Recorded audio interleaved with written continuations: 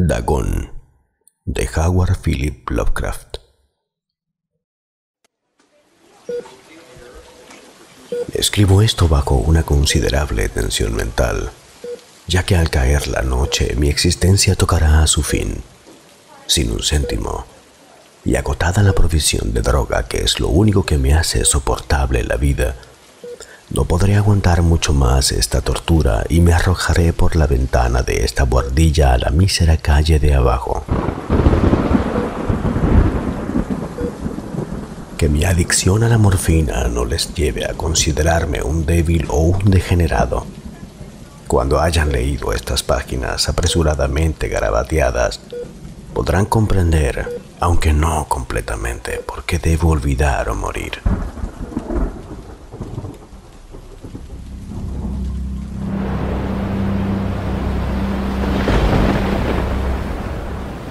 Fue en una de las zonas más abiertas y desoladas del Gran Pacífico donde el buque del que yo era sobrecargo fue alcanzado por el cazador de barcos alemán. Entonces, la Gran Guerra se hallaba en sus comienzos y las fuerzas oceánicas del Uno aún no habían llegado a su posterior decadencia. Así que nuestra nave fue presa según las convenciones y su tripulación tratada con el respeto y consideración debida a prisioneros de guerra. De hecho, la disciplina de nuestros captares era tan relajada que 5 días más tarde logré huir en un botecillo con agua y provisiones para bastante tiempo. Cuando finalmente me encontré con las amarras cortadas y libres, tenía muy poca idea de mi posición. No siendo navegante avesado, tan solo podía suponer vagamente, por el sol y las estrellas, que me encontraba al sur del Ecuador. Desconocía mi longitud y no había a la vista ni islas ni costas. El tiempo permanecía bonacible y durante un número indeterminado de días navegué sin rumbo bajo el sol abrasador, esperando el paso de un barco o la arribada a las playas de alguna tierra habitable.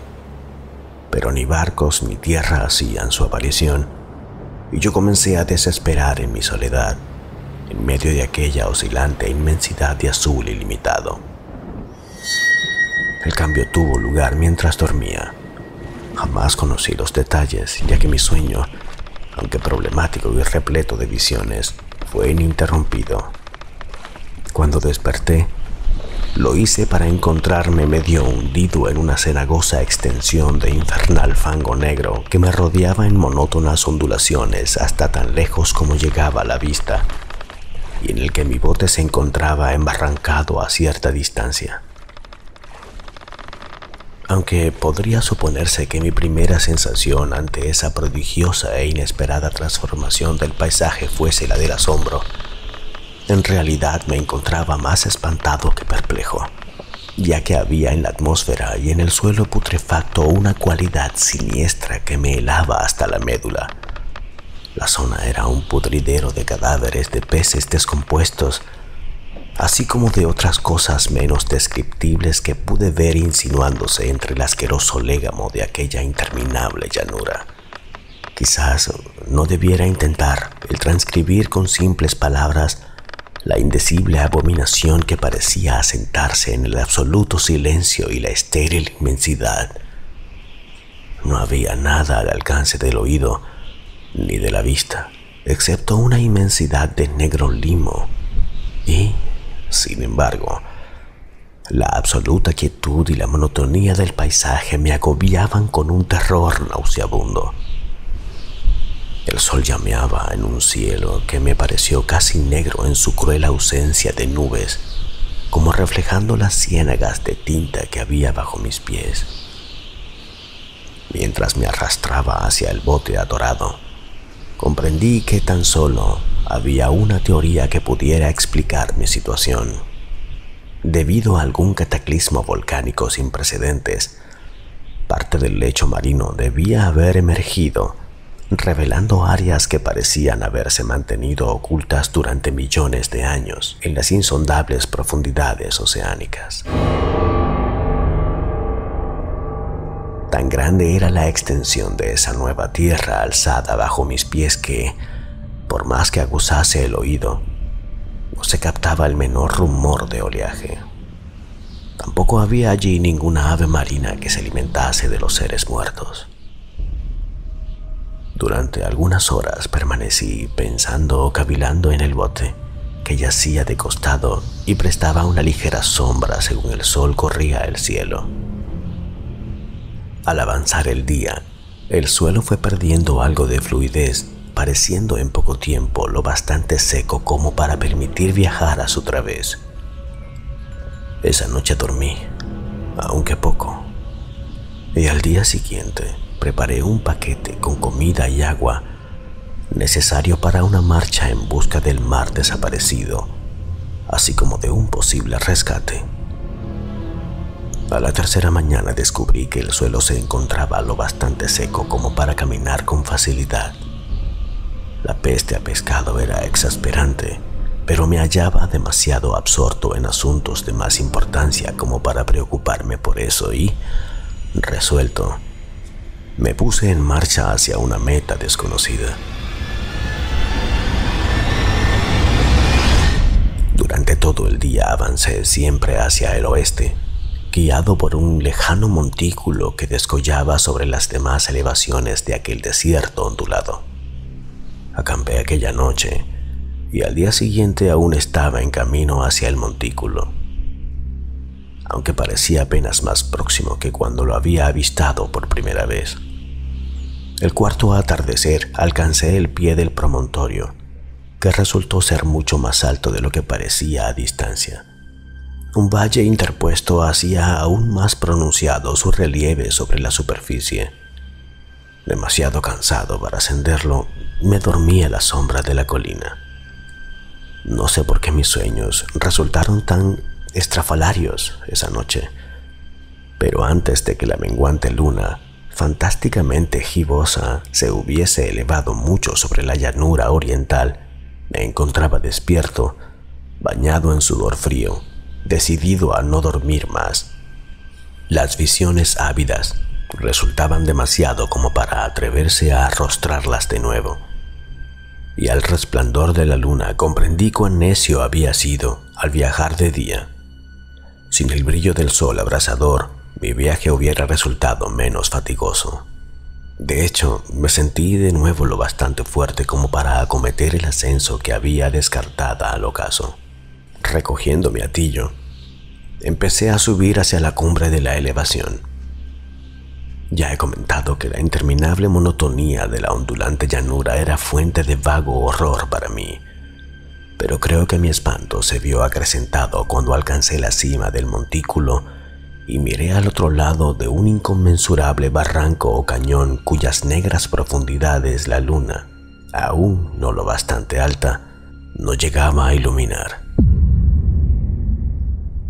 Me sentí como en el fin del mundo, atisbando al borde de un caos insondable de noche eterna.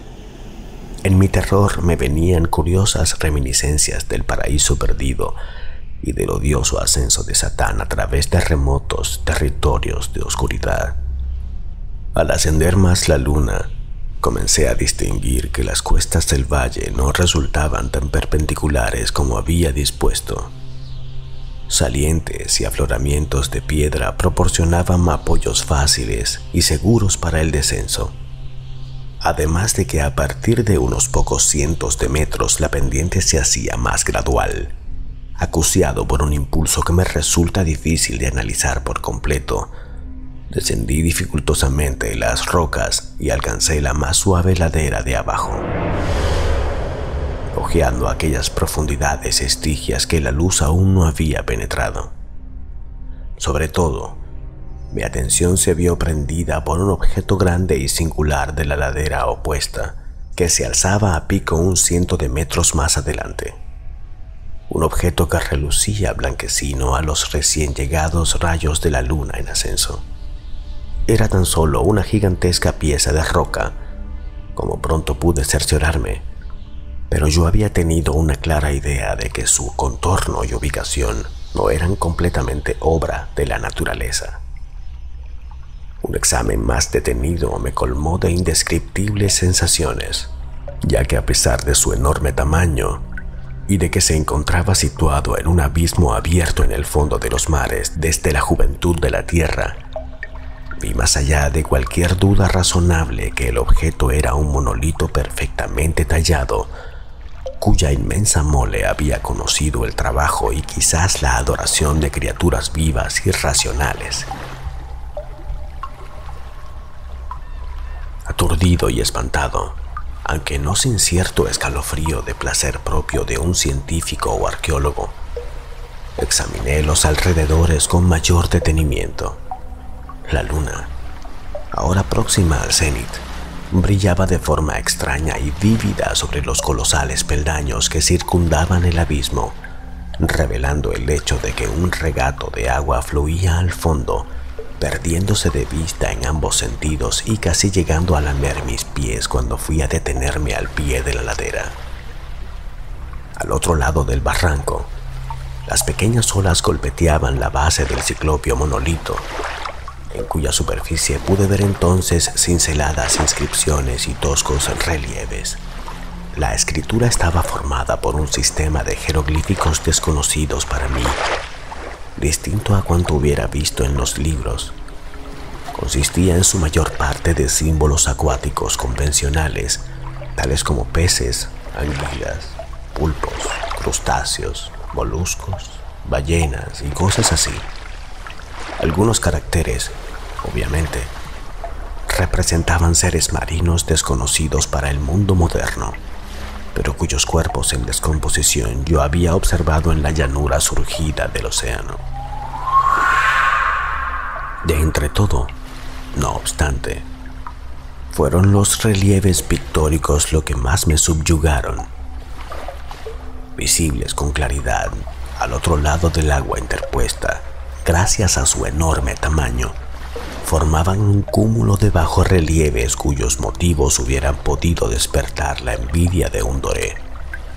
Creo que podría suponerse que aquellos seres representaban hombres, o al menos cierta clase de hombres, aunque se mostraba a las criaturas retosando como peces en las aguas de alguna gruta marina, o rindiendo pleitesía en algún santuario monolítico, al parecer también sumergido. No osaré entrar en detalles acerca de sus formas y rostros, ya que el siempre recuerdo me provoca vértigos, grotescos más allá de la imaginación de un Poe o un Bulwer. Resultaban en líneas generales condenadamente humanos a pesar de sus manos y pies palmeados. Labios espantosamente gruesos y fofos, vidriosos ojos saltones, así como otros rasgos aún menos agradables de recordar. Cosa bastante curiosa, parecían cincelados sin guardar proporción con su escenario oceánico, ya que una de las criaturas era representada en el acto de matar a una ballena retratada como apenas un poco más grande. Reparé, como digo, en su deformidad y extraña estatura, pero enseguida decidí que se trataba sencillamente de los imaginarios dioses de alguna primitiva tribu de pescadores o marineros, una tribu cuyo último descendiente había muerto antes de que naciera el primer antepasado del hombre de Piltdown o el de Neandertal. Espantado por este inesperado vistazo de un pasado más allá de la imaginación del más aventurado de los antropólogos, estuve meditando mientras la luna vertía extraños reflejos en el silencioso canal que había ante mí. Entonces, bruscamente, lo vi. Con tan solo un ligero chapoteo indicando su llegada a la superficie, el ser apareció sobre las oscuras aguas, inmenso, semejante a un polifemo, espantoso. Se lanzó como un tremendo monstruo de pesadilla hacia el monolito, al que rodeó con sus gigantescos brazos escamosos al tiempo que abatía su monstruosa cabeza para prorrumpir en algunos sonidos pausados. Creo que enloquecí entonces, de mi frenético remonte de la ladera y el risco, así como mi delirante regreso al bote embarrancado. Poco es lo que recuerdo. Creo que canté durante largo trecho, y que reía de forma extraña cuando ya no fui capaz de seguir cantando. Guardo confusos recuerdos de una gran tormenta desencadenada algún tiempo después de llegar al bote, y de alguna manera sé que oí retumbar de truenos, así como otros sonidos que la naturaleza profiere tan solo en sus más desboscados momentos. Cuando volví de entre las sombras, me hallaba en un hospital de San Francisco, llevado allí por el barco norteamericano que había recogido mi bote en mitad del océano. Había hablado mucho durante mi delirio, pero descubrí que habían prestado escasa atención a mis palabras. Mis salvadores nada sabían de tierras afloradas en el Pacífico, y no vi la necesidad de insistir sobre cosas que sabían no creerían. En cierta ocasión acudí a un famoso etnólogo y lo entretuve con curiosas preguntas acerca de la vieja leyenda filistea de Dagón, el dios pez. Pero advirtiendo enseguida que era irremisiblemente convencional, desistí de mi interrogatorio. Es durante la noche, sobre todo, cuando la luna es gibosa y menguante, cuando veo al ser. Probé la morfina, pero la droga ha resultado ser tan solo una solución pasajera y me ha atrapado entre sus garras como un esclavo sin esperanza de remisión. Así que voy a acabar con todo, habiendo escrito una relación completa para el conocimiento o la engreída diversión de mis semejantes. A menudo me pregunto si no habrá sido todo una fantasía, un simple monstruo de la fiebre sufrida mientras yacía preso de la insolación y enloquecido en el bote descubierto tras mi huida del buque de guerra alemán. Eso me digo, pero siempre me viene una espantosa y vívida imagen a modo de respuesta. No puedo pensar en el profundo mar sin estremecerme ante los indescriptibles seres que puede que en este mismo instante estén reptando y removiéndose en sus fondos ceganosos, adorando arcaicos ídolos de piedra y tallando sus propias y detestables imágenes en obeliscos submarinos de rezumante granito.